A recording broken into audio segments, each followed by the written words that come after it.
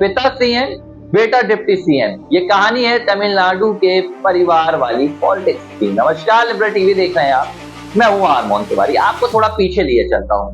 साल 2009 का दौर था।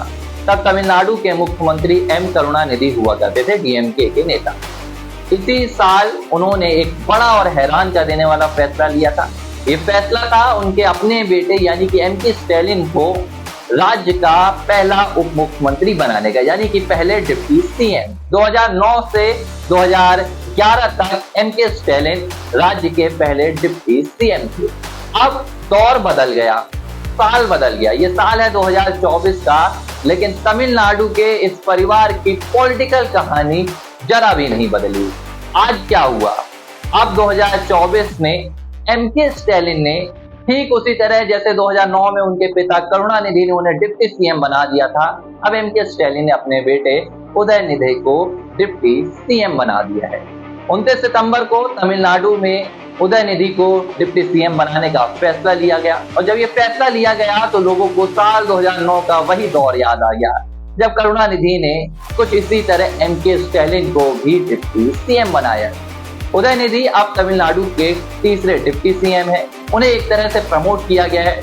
युवा एवं खेल कल्याण विभाग के मंत्री थे वो पहले से ही, अब उन्हें डिप्टी सीएम के लिए प्रमोट कर दिया गया। इसके साथ ही तमिलनाडु में 4 और विधायकों ने भी मंत्री पद की शपथ ली। हालांकि उदयनिधि ने मंत्री पद की शपथ नहीं ली, क्योंकि वे पहले से ही डीएमके सरकार में मंत्री के पद पर थे। अब उन्हें प्रमोट किया गया है। अब प्रमोशन हुआ तो कई बातें निकलकर भी सामने आई।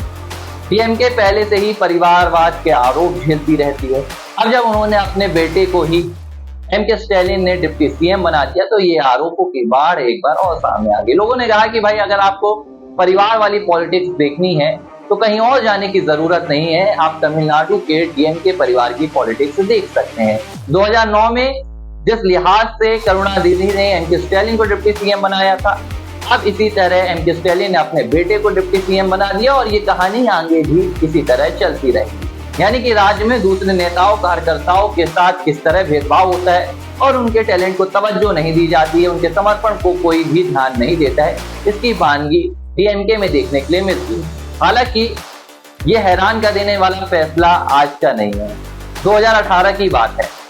तमिलनाडु में डीएमके तत्कालीन सत्तारूढ़ पार्टी एआईएडीएमके के खिलाफ बसों के किराए बढ़ जाने के खिलाफ, महंगाई बढ़ जाने के खिलाफ एक बड़ा आंदोलन कर रही थी, विरोध प्रदर्शन कर रही थी। इस विरोध प्रदर्शन में अचानक एक्टर रहे उदयनिधि नजर आते हैं। लोग ये देखकर हैरान हो जाते हैं। उदयनिधि इस पूरे आंदोलन का नेतृत्व करते हैं, और ठीक अगले साल 2019 में उदयनिधि को डीएमके यूथ विंग का सेक्रेटरी चुन लिया जाता है, और तभी उदयनिधि की तमिलनाडु के पॉलिटिकल परिवार वाली जो कहानी है उसकी एक अहम किरदार के रूप में एंट्री हो चुकी थी, और अब उदयनिधि को डिप्टी सीएम बना दिया गया है। इस पूरे डिप्टी सीएम के फैसले को लेकर डीएमके एक बार फिर से गिर गई है।